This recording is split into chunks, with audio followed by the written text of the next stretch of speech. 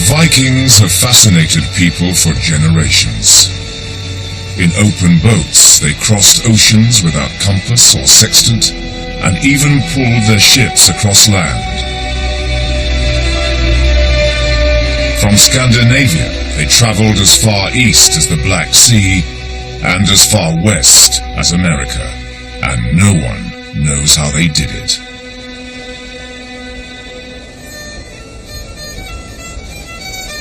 In the Norwegian port of Bergen, a ship is being prepared for a journey across the North Sea that could shed light on the voyages of the Vikings. The boat is a replica of a 1,000-year-old cargo ship called a Canar. The captain, Per Vedgjerde, has never before taken her outside coastal waters. Joining him on this adventure is Master Mariner Sir Robin Knox Johnson. Nice to meet you. Nice to meet you, So sir. this is our Canar. Yes. This is even a small knar, they say. They have some knars that are 30 meters. The record-breaking round-the-world yachtsman has now agreed to become a Viking navigator. So, I mean, you can see them going out and waiting for the right Yes. weather and then leaving country. Yes. They just choose a good anchorage. Using just a primitive sun compass, their challenge is to sail from Norway to Shetland, the first port of call for Vikings heading west across nearly 200 miles of open sea. Once there, another challenge awaits them, to drag the ship across Mavis Grind in the middle of Shetland and into the Atlantic Ocean. They want to discover if that was quicker and safer than navigating miles of rocky coastline. The word Viking originally referred only to young men seeking adventure in piracy and looting overseas. But in the Northern Isles of Scotland, the violence probably only lasted about 50 years. After that, families began moving west to find more land to settle and start trading. But throughout Viking culture runs the tradition of ships. Two experts in the history of Viking ships will also be joining Per's expedition.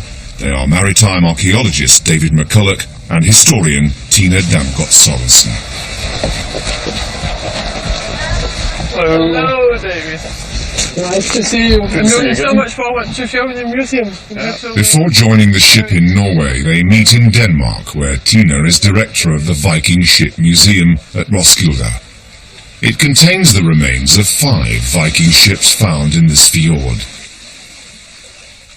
Before the voyage, David wants to study the extraordinary skill of the Viking shipbuilders. Ships come alive. It's so difficult for people nowadays to really imagine how important the ship was, and that the people of the Viking Age really had, the salt water in their blood somehow. So this was like their everyday vehicle? Yeah, it was. It was just like going out in their car. The ships found near the village of Skudelev range in size from this small warship to a large Canar called Skudelev No. 1, the ship on which Per's replica is based. This ship is Skudelev No. 1, and you can see it's quite different from the ship that we just saw over at the window. The little ship at the window was built for sailing at the Danish waters in the Baltic, and that was not at all capable of going out, crossing the North Sea. But this ship here is, and you can see it's a quite fully developed sailing ship. And it's this 1,000-year-old hull design that they'll be relying on for the crossing. Are you nervous at all about taking the replica out into the North Sea where it might get quite rough? No, not really. I'm excited, yes. Not nervous. No, I think we'll have a great trip in a ship like this. If they do make it to Shetland, David's special challenge is to drag Per's ship across the island. In Roskilde, they're working on its twin. A new replica of the Canar, and even part built, David can see the size of the problem. No one's ever tried dragging a boat as big as this before, although here in Denmark, they have managed to pull a much smaller warship. The man who carried out that experiment was Max Vinner. So what's his advice? First of all, this vessel is heavier. You will have to pull about 9 tons. actually. And the next thing is that we had those oar ports for the oars, and we could have a bar to catch on. You will have to use hefty rope just beneath the gunwale. If you attach the rope to the stem, for example, you might very easily literally pull the stem out of the ship. But Tina's not convinced they would have dragged ships of this size. What would be the point of crossing land at the Shetlands at that point? Well, the seas around Shetland can be very hazardous. There's strong tidal streams, tide races. So if you have a place where you can cross from the North Sea over to the North Atlantic, and in doing so be in a sheltered pool at both ends, it's definitely worth doing. We've got to try it. Yeah. Back in Bergen, as the last of the cargo is loaded aboard, it's nearly time to set sail.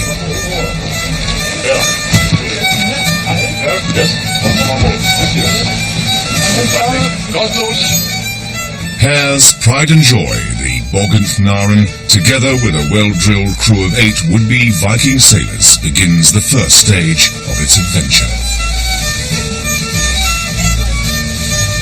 She's escorted out of Bergen Harbour by the local Viking rowing team.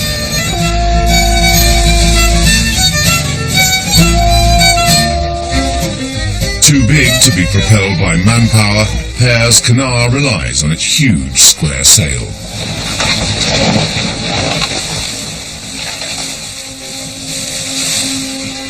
While he still has his bearings, Robin marks the shadow line on his sun compass. It's a design based on one tiny piece of archaeological evidence. A half-disc of wood marked with what seemed to be points of the compass was found in Greenland in the 1940s. Later, someone wondered if the curved line scratched on its surface could be the path of the sun's shadow as it moved around a fixed pin. Because the sun changes in height throughout the year, a new line must be drawn to calibrate the compass just before sailing. Now, Robin is ready to test the device. He simply rotates the disc until the shadow hits the line, and the compass should be lined up. Spin that round, and that should be pointing due north. And that's pretty darn close, isn't it? Yeah. That's pretty good. With any luck, that will get us to the Shetlands. I hope so. Yes, well, we trust you. If not, it's either Aberdeen or Baffin Island. Okay, I prefer Baffin Island. So do I. The first leg of the journey takes them northwest from Bergen up the Hjelter or Shetland fjord. The name itself a reminder of the strong historical ties between the two lands. To keep with tradition, Hare plans to call at the remote island of Hernor. It was from here that many Viking sailors first left the safety of the coastal waters in search of new lands. And it was on epic journeys across open seas that navigation must have become important.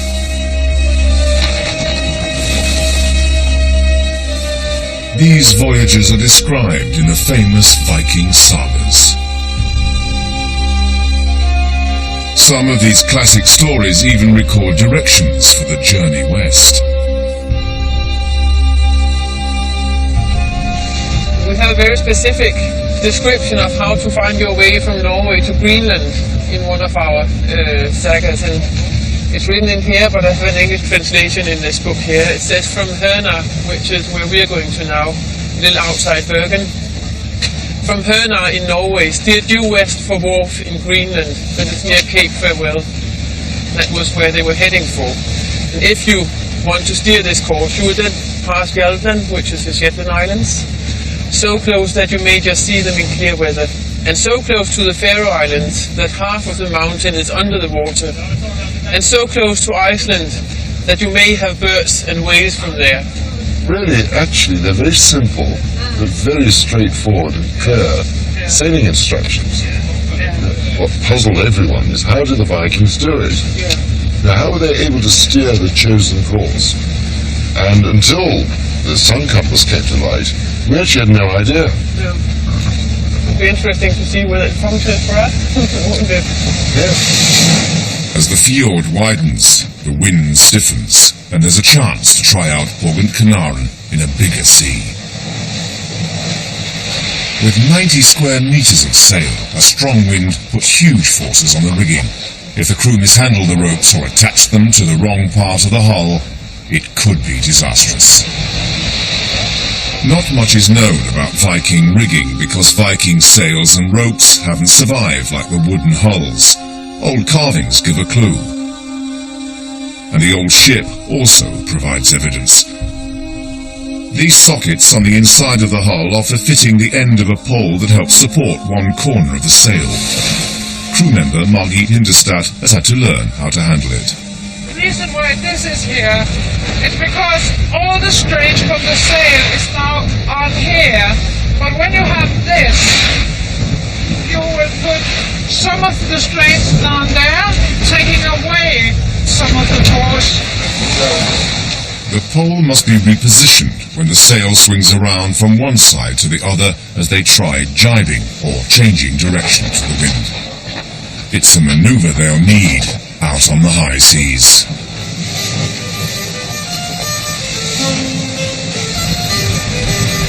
Come about now, it's great. Ray, she's come round so beautifully, so easily. She's slipping through the water beautifully. But look at her, I mean, she's spinning along. Slippery as snail slop. You know, you've got about a force 5 here, but she's handling this as if it were nothing. Yes.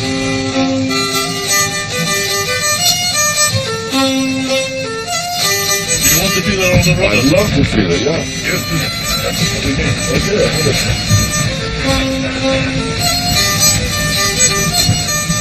Acting like a rudder, the Viking's steering oar, or steerboard, was always on the right side of the ship. The name lives on in the nautical term starboard, and to avoid damaging it, the opposite side was always moored up, in port. It's now 8 o'clock, and after 4 hours at sea, they reach the shelter of the tiny island of Hernor. The big decision now is when they should head out into the open sea. This is the worst time of the day, they say, so I think we go at midnight or so. Feel confident? How do you feel? I feel very confident. I'm really hungry, that's all. Late in the evening, Per climbs the hill to take a look. Near the coast it looks not so bad, but when we look out to the horizon, there was the wave from 5-6 nautical miles from the coast. So we should sleep for 3 hours and just wake up and see what's happened. And would the Vikings have waited? I think they would have waited, definitely. So yes, I'm sure they would have waited. Yes.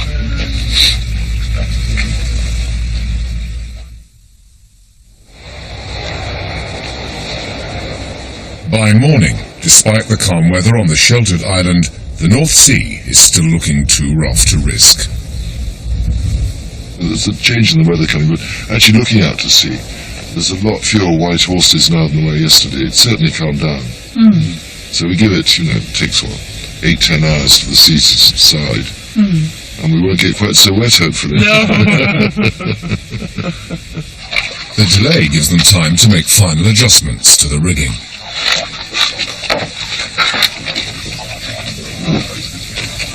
It's very neat. You've got to have some support for the mast. So you have what we call shrouds. Now, there's been various methods used. The earliest you'll see in Britain will be, say, on Golden Hind. I've never seen the system before, and the great joy of it is its simplicity. If you want to take the shrouds off, you just flick it, wham! So if you need to get this round quickly, you just let them go. And it's so beautifully simple. Everyone has a little time to kill. While we're waiting for a good wind, it's time for doing some embroidery. so it can look nice when we get there.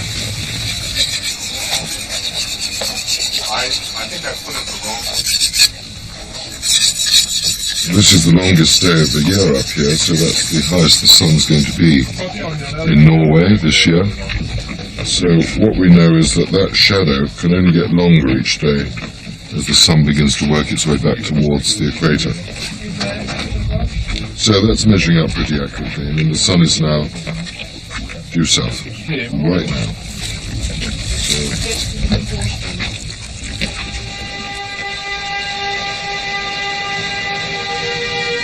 Just before midnight, they decide to head out into the North Sea, although it's still rough. It's all hands on deck to hoist the sail.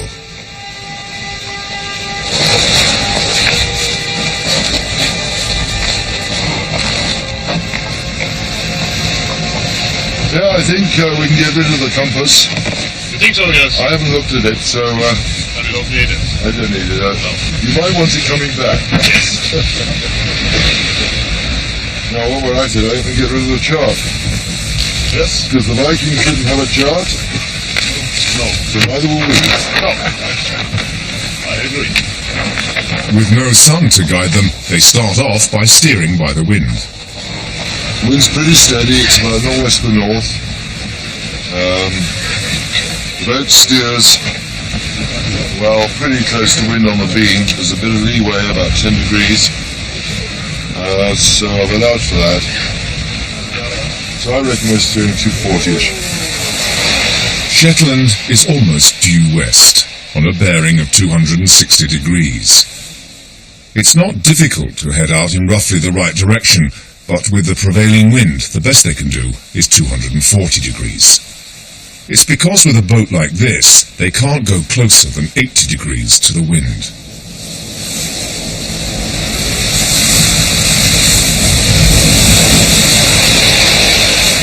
I've never been out here in this big sea. I could have needed a little some more sleep before we left, but this is great fun, I think. Being out here and feeling the movements of the ship in the big waves. Really nice. It's not funny who has done it in a boat like this.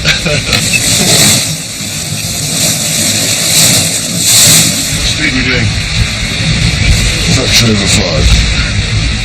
I just timed it. How can you tell? Well, I count the time it takes for a bubble to cover 20 feet. And work it out. At this speed, in these high waves, there's a danger that too much water will get in. Have outlets here, and we're concerned about the water coming in them and getting into the boat through these outlets. We made some special plugs for them just in case it gets rough. Up in these latitudes, even at midnight, it's still too light to get any bearing off the stars. I was looking for Polaris, but I think it's too bright. Can't see her. That would be perfect. Oh, see Polaris would be great, yeah. Okay, you're happy. You look happy. I'm very happy. So we'll never miss this night. No, this is fantastic. I don't want to sleep this night now. Wonderful experience. Yes. Well, in that case, Per, I'll go and get my head down. Get some grip. Have a good night yourself. And when I see you again, if you Yes. just tell me what you've been steering. Yes. Hopefully I will be able to. I'm Yes. sure you will. Yes.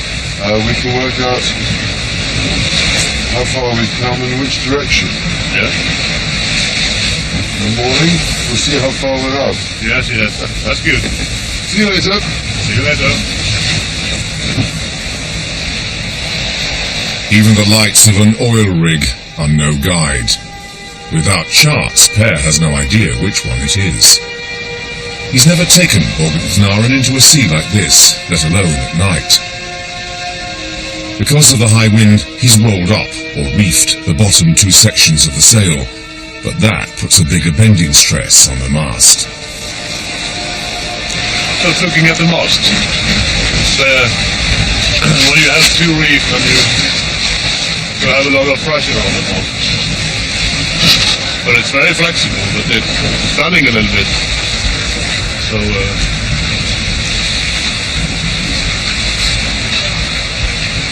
hope it's a full strong tree.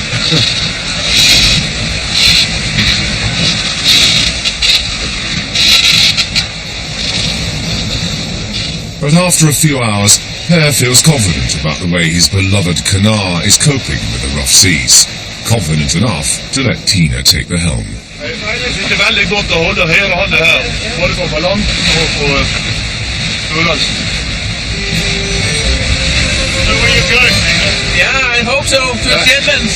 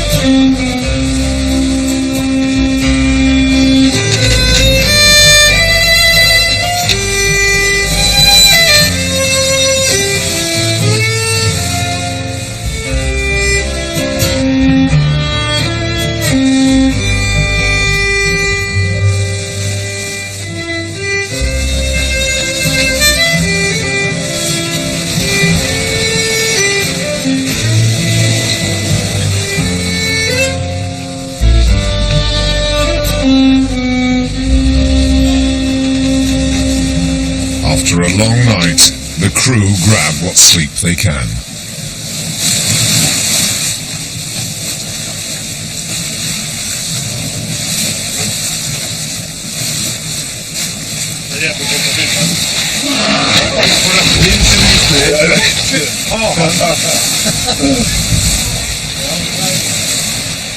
With the morning sun comes the chance to check on their course. Well, here we are. We've been going for probably about 9.5, 10 hours, so we must have done 45, 46 miles.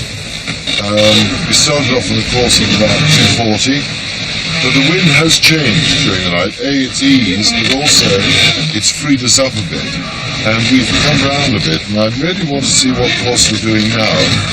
Luckily, the sun is out. It's a beautiful day, in fact, and we are... Yes, we're steering up 260. I reckon if you put a mark on the chart now, west-southwest of Hona, 47 miles, I don't think we're very far away from it. But the wind is still forcing them south, and if they stay on this course, there's a danger they'll miss Shetland completely. Some Vikings probably did sail straight past, but some landed and settled there. It's thought they started arriving in Shetland around 800 AD, but no one's sure just what happened when they chanced upon the existing settlement of late Iron Age people called Picts. The most famous archaeological site is Yalsov, although when it was excavated more than 50 years ago, the techniques didn't exist to recover detailed evidence. But across the road is a new site discovered when the airport runway was being extended. Here a team from Bradford University is unearthing evidence that suggests the Vikings may have mixed peaceably with the existing population. One of the directors of the excavation is Julie Bond. Well, Jarlshof has got wonderful longhouses with the classic Scandinavian longhouses and benches down the side. You walk in there and you can see that those are Viking longhouses. What we have here is a bit different. It's late Iron Age Pictish buildings, but the finds within them are Viking. And we have soapstone vessels, we've got an amber bead from one of them. We've got a classic longhouse in a round building, and this is Viking occupation of a Pictish site. And that really is quite exciting. The soapstone objects suggest one reason why the Vikings stayed here in Shetland. There was a rich source of this soft stone up on the hills, where cooking pots were carved directly out of the ground. Val Turner is the local archaeologist. So here we've got one that's been cut out quite a depth, and then they've just sliced it off from the front. And these are chisel marks in it. Gosh, so that's quite a big square bowl, straight-sided bowl. Yes, yes, and it would have been quite deep. Hundreds of bowls and pots are being carved out. It must have been a thriving industry. It had the wonderful property that when you heated it in a fire, so if you used it as a cooking pot, it would harden up, and so it was perfect. Because this is one of the only places in Britain where you get it. Yeah. It's exported. Gosh. It was a really important resource to the Vikings when they came here. They must have thought they hit gold when they got here. And soapstone objects such as fishing line sinkers have been found in many parts of the Viking world.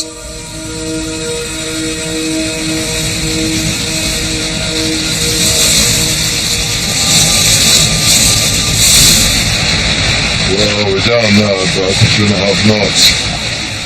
Wind's really eased off, and I've just eased the sheets to get a bit more flow into the sail. We could keep on like this, coming towards the south of the Shetlands. Well, there's not much we can do about it. I mean, we can't go that way. So,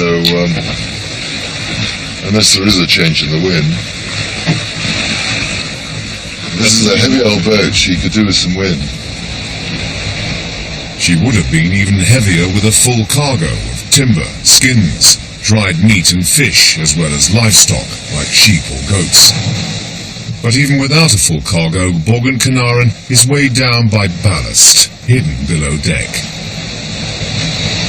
The thing about this boat is it doesn't have a huge keel, so it has to be ballasted down. And they've chosen to use roundstone ballast here.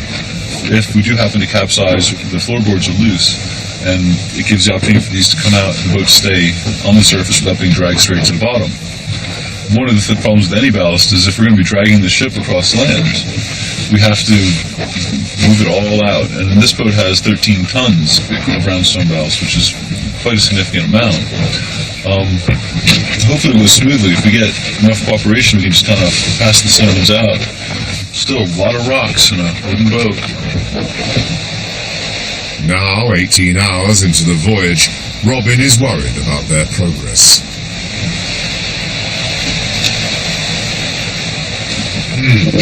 So, what course did we have? Southwest. Southwest. We've been headed off about 4 points, 45 degrees in the last half hour. Okay. And tactically that gives us a problem because this wind's going to change and come up from the west. Yes. West. We've got the Faroes or Wick. Yes. We won't make the Shetlands. Their problem is that the wind is now coming from just the wrong direction. Unable to steer within 80 degrees of it, they can either go north or south of Shetland, but not towards it. But too much delay could jeopardize the planned dragging experiment. So we're going to take 40 hours minimum, even if the wind allowed us to tack comfortably. And that meant we'd arrive Saturday. It's a little late, maybe. Yeah. So, It's a difficult decision, but the boat is fitted with an emergency engine, and rather than just drift, now could be the time to use it. If we were to use the motor and get ourselves towards the Shetlands, yes. I mean, we continue to navigate with this, so that's not affected. All we do is just drop the sail for a bit, the motor over there, so that if the wind does come up from the west, we've got a chance of getting into the Shetlands. But I'm not sure what the Vikings would have done under these circumstances. You could imagine with a boat like this, but no oars. They would just sailing like this. Yeah, you wouldn't have rowed a boat like this. You'd have 8 or 10 crew. Yeah. You wouldn't row it fast enough to make any difference. So you'd have just drifted round. And if the wind came up from the wrong way, well, you went the wrong way. And it took you a long time to deliver your cargo. Yes. But while abandoning sail for engine may solve one problem, it hasn't helped them to navigate, or to know where they are. I wouldn't say we don't know where we are. We don't know exactly where we are. The sun's gone completely as you can see, and I have not any shadow at all. So I can't use this for finding direction. So what we're having to do is rely upon the direction of the waves. I don't think there's any doubt those navigators used the direction of the sea much more than we did. The result would be they could read it so much more easily. For us to hold a steady course is much harder than it would have been for the Vikings in their time. Therefore, for me to be quite so certain about how far we've gone is rather more difficult. The weather worsens and makes it even harder. Steering a steady course in these conditions is a real challenge. There is nothing in the horizon what you can steer at and hold your course. So only the waves. So Robin told me to use the waves. But if the waves also are changing, because the wind is changing a little bit now, so what shall we do then? I was steering to west, but I don't know if it's true. If we arrive in Shetland, we will find it out. And in fact, the swell has changed and they are still heading too far south. Sheltering from rain, they have no choice but wait until conditions improve.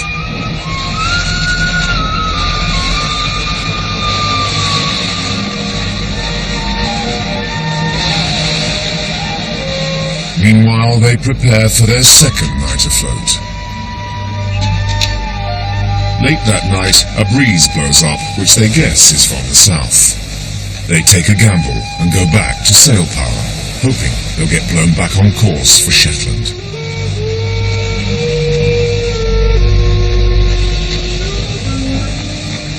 In the morning, things are looking up. Yesterday in the evening it was very grey. It was very difficult to steer the boat. But we had some swells from the northeast that we used for many hours on the starboard side, little from back. And late in the evening, when the sunset was, then we just saw the sun when it go down. And then that we have a bearing for 325 degrees. Although they don't know it yet, their gamble has paid off. Their one glimpse of the sun had allowed them to set a good course for Shetland, and the southerly wind had let them stay on it. Then come signs that they must be closer to land. In the last 2 hours we have seen very much close seaboats. So 20, 25 nautical miles maybe. But I don't know how far north or how far south we are. But on the north end of Shetland, I think. And now it's a competition to see who's the first to spot land.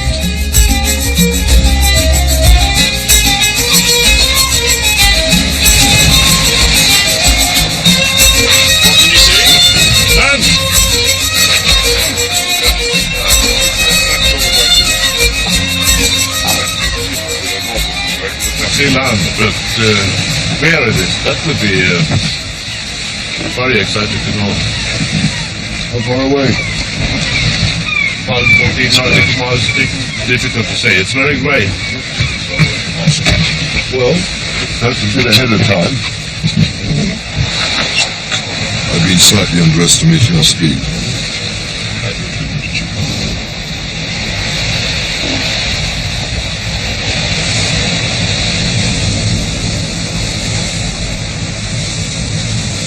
After coming further north, they are confident that at least they are now approaching Shetland.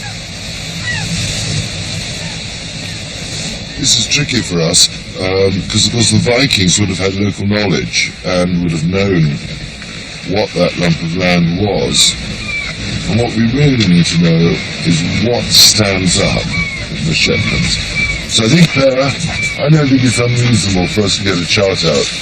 I bet a Viking would have said, you know, that's so-and-so. Well, yes. I'm afraid I can't do that for you. Neither do I. What have we got up on Petra? How big is that? 114. I'm almost going to say it could be Fettler. Fettler, you think?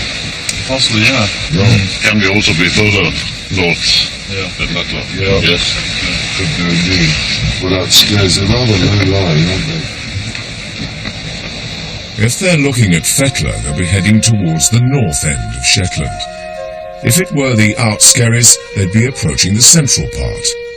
That will be the best bet for sailing on into Sullom Voe and down towards Mavis Grind, where they plan to drag the ship across land into the Atlantic.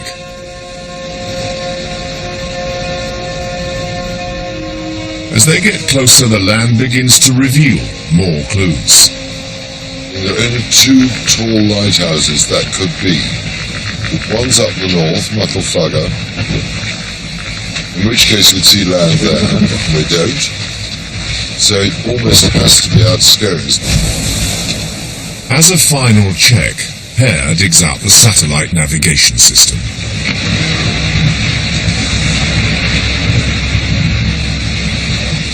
Wonderful way we've come in 1,000 years, isn't it? Yes.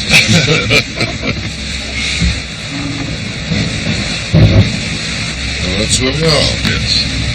It is Outskerries, and we are now 3.4 miles from Outskerries. Well, we achieved our objective. You couldn't hit it better if you have a... even if you had this one that... Well, I tell you something. That's great credit to the crew for being able to steer. Yes? Yeah. Good. Well done. Thank you. Thank you.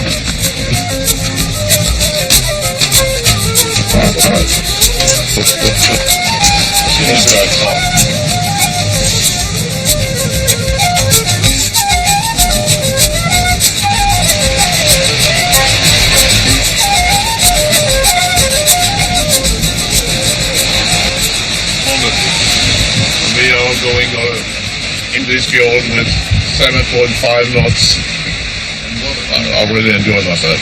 So I've been on Shetland before, but to come here in this way with a boat like this can't be better.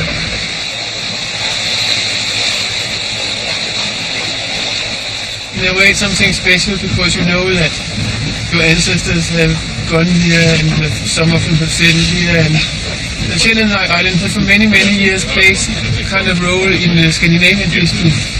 We are just like family, perhaps. And it's right to come here with this boat, this beautiful boat.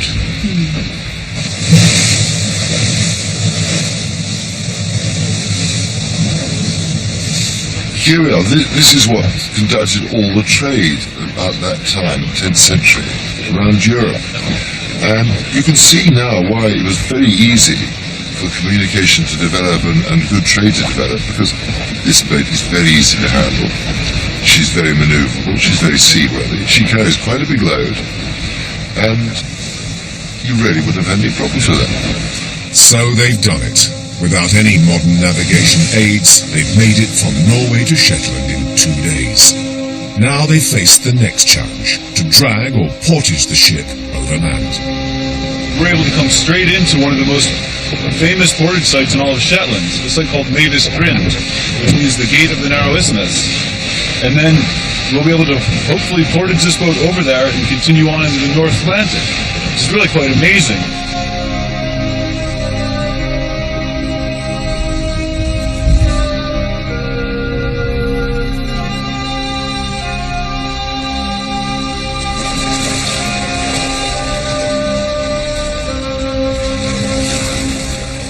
What we've got over here, they put in a new stake for us, and it's been cemented. The task is to pull the ship out of the water on the east side of Shetland, across the main road, which has been built up by 2 meters since Viking times, and then she must be slid down the gentler gradient on the other side into the Atlantic. Well, we've got another post here in line with this one.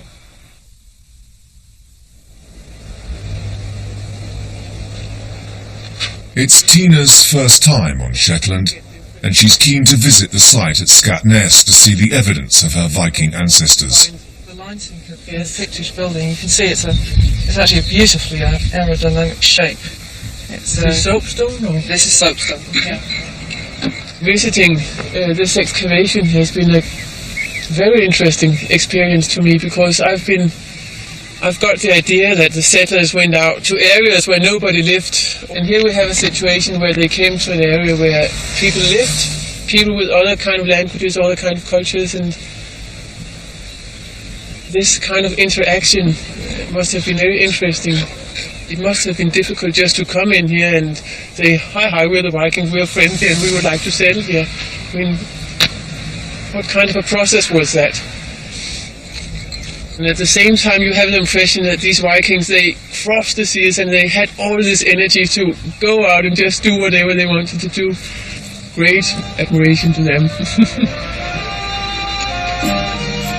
And these modern Vikings are already hard at it, shifting the 13 tons of ballast out of the ship.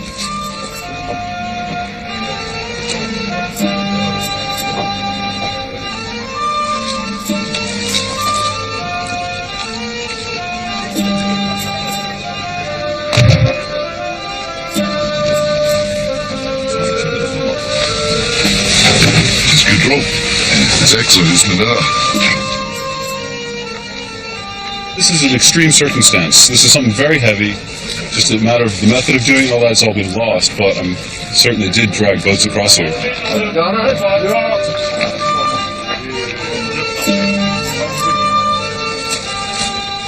should smell it through the camera. It smells very bad. Cod liver, lying for 4 months. We brought us videos from Norway. It's very slippery.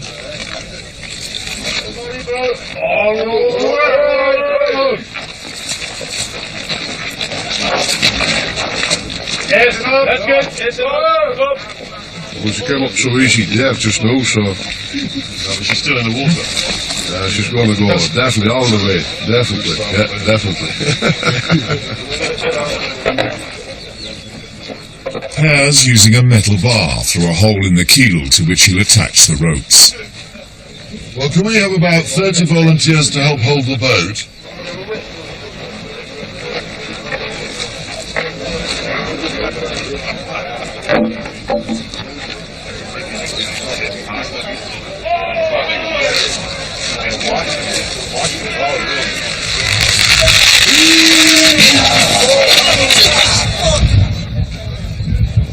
The rope slipped off the bar. So nothing broke as such, it just slipped. So Pear has now gone to method number 2. Pear now threads just the rope through the hole in the keel. I think that might hold. I think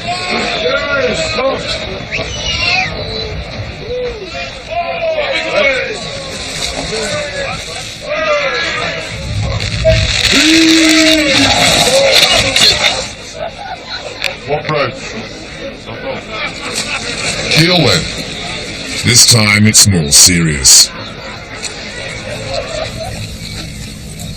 The problems are now attracting the local experts. Consensus of opinion was that this would happen. In Shetland, invariably put a rope right round the stern of the boat and draw the whole boat up from the back. Just like a cheese wire, the rope is sliced through the front of the keel. I feel rather bad for the boat, but I just had the feeling when I saw the movements of the boat that this wasn't right. Because you don't have people enough to lift the boat when you pull it. It's just a pull and it's too much strength for the hull, I think.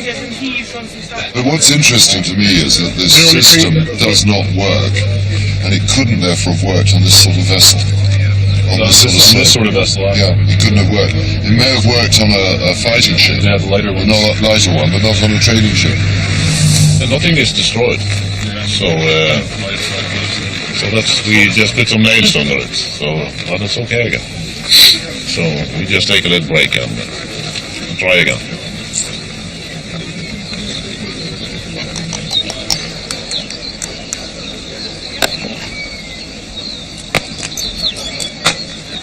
We realized that it would take a while for the guys to get the boat across. So I think I have to cook them a nice hot soup.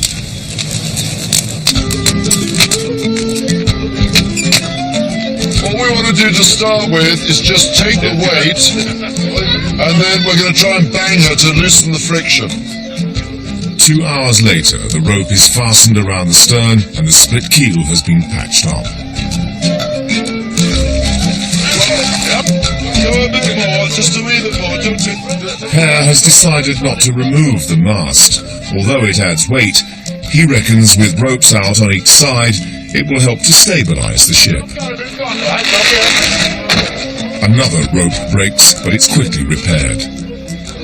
I'll put a carrick bend in this. It's a beautiful knot. Hopefully it will help. Just take the weight.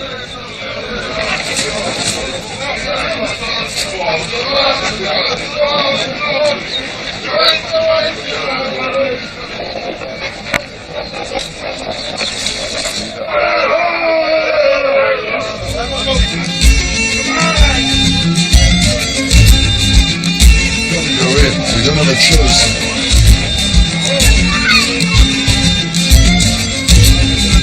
This will do. We need another one here now.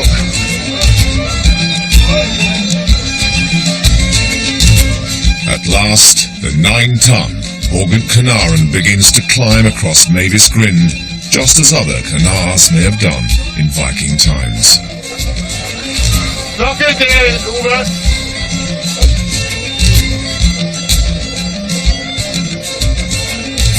There's good evidence that local people would always be ready to help. In Iceland, there was even a law obliging them to help sailors haul boats from the water at the end of the season.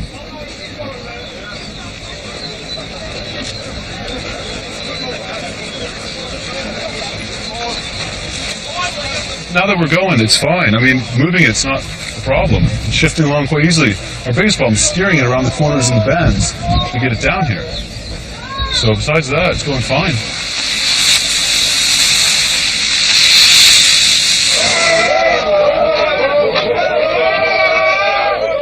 It's on the rope, wait. Okay.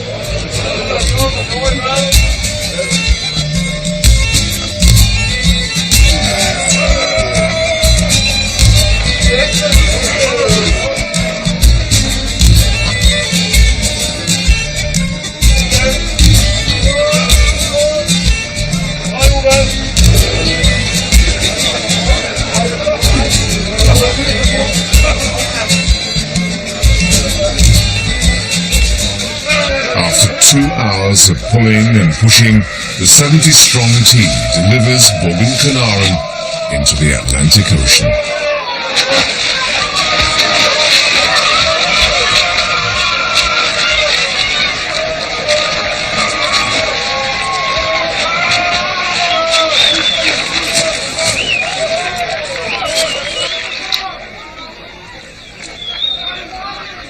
I didn't think it was impossible. For a minute there I had my doubts. The Vikings probably wouldn't have done it with a boat this size, but they could have done. It's not impossible. To prove that we did it, without knowing exactly how it was done, experimenting with different methods, seeing what works, what doesn't, we could do it. If you'd been doing this, say, through the history of their culture, for hundreds of years, you knew what you were doing. You knew how to do it. You didn't have to sit there and go, oh, wait a minute, we try this, we try another thing. No, you just do it. Well, we figured it out, so definitely possible. I mean, we have proved that they could do this, but I'm not convinced that they did it with ships this size. I don't think they would have do that. I think they would have sailed around, wait for the weather, and It takes so much effort to prepare it, to take all the cargo out, to take all the ballast out, and then to pull it over. You saw how many people you would need for that. we learned something. So we were just amateurs. We have never tried it before. So I think it's good. Yeah. Fascinating experience, learned a great deal. We underestimate what our ancestors could achieve. If we hadn't done it practically, everyone would have known the theory. But we started to learn the wrinkles. what you've got to remember, what you've got to look for, what's necessary, you know, from hurry putting the cod's livers on the thing. I mean, that evil smell, it's still sticking to me. But that cod liver made a tremendous difference to the way that bed slayed. The way you bounce it to get it to move. And suddenly she'll slip and go, and then you've got to get the team really pulling to make it work. I mean, all these little lessons, we could never have learned those unless we tried it. Wouldn't have missed it for worlds.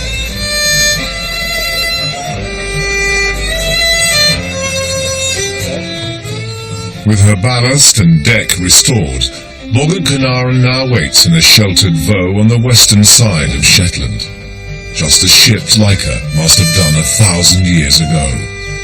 And quite probably, it was from here that they set off on their journeys further west to explore the unknown territory of Iceland, Greenland, and North America.